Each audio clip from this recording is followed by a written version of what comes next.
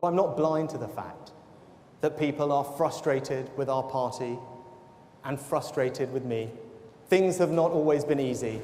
Rishi Sunak's election campaign didn't start well. He also made some controversial decisions, such as leaving the D-Day anniversary early to record a TV interview. On reflection, it was a mistake not to stay longer, and I've apologised for that.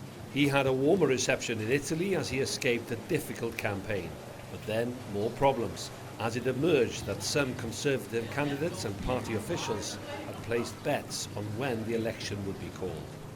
Before becoming Prime Minister, he was given credit as Finance Minister in 2020, when COVID-19 swept across Britain. Sunak borrowed big during lockdowns and furlough to support businesses and salaries. It earned him a reputation for competence and economic credibility. I said I would do whatever it takes. I have done, and I will do so. But later, he was fined for breaking COVID rules, at the same time as his former boss, Boris Johnson. Sunak was then chosen to replace Liz Truss as Prime Minister after her chaotic 49 days in charge and a disastrous mini-budget. We need a return to traditional Conservative economic values, and that means honesty and responsibility, not fairy tales.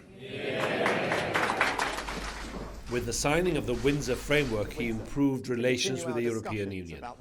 He backed Ukraine's president and agreed to subsidise soaring UK household energy bills, triggered by the conflict with Russia. But the UK dipped briefly into recession with high inflation, government borrowing soared and the economy spluttered, fueling a cost of living crisis. Another long-standing issue in the UK was illegal immigration. If you come here illegally, you can't claim asylum. You can't benefit from our modern slavery protections. You can't make spurious human rights claims. And you can't stay. He threatened those who arrived with deportation to Rwanda. Despite months of legal and political wrangling, as yet no flights carrying thousands of asylum seekers to East Africa have left Britain.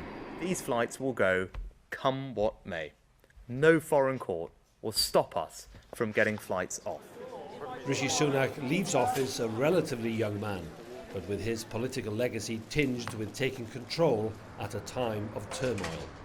This election will take place at a time when the world is more dangerous than it has been since the end of the Cold War.